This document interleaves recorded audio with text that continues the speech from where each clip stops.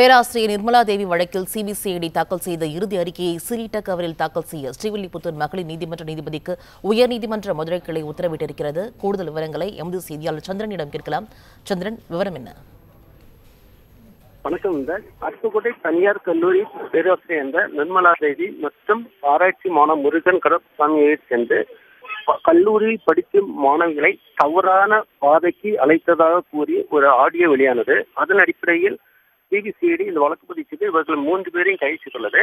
அந்த ஆடியோவில் பல்கலைக்கழகத்தில் உள்ள உயர் அதிகாரிகளுக்காக அழைத்ததாக கூறப்பட்டுள்ளது. ஆனால் தற்பொழுது இந்த வழக்கையானது சிபிசிஐடி விசாரித்து மொத்தம் நிர்மலா தேவி, கருப்பசாமி, முருகன் ஆகிய 3 பேரும் வழக்கு முடிக்க உள்ளது.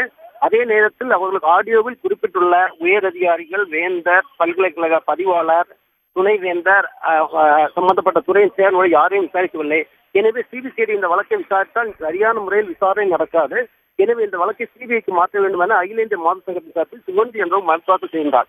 இந்த மனுவானது இன்று நீதிபதிகள் சசிதரன், ஆதியசோல் அமரும் முன் வந்து அப்பொழுது சிபிசிஐடி தாக்கல் செய்த இறுதி அறிக்கையை ஸ்ரீவில்லிபுத்தூர் மகிழா கோர்ட் நீதிபதி சீனிட்ட கதையில் நீதிமன்றத்தில் தாக்கல் செய்ய உத்தரவிட்டு வழக்கு விசாரணையை டிசம்பர் 10ஆம் தேதிக்கு ஒத்திவைத்துள்ளனர். மும்தாஜ்.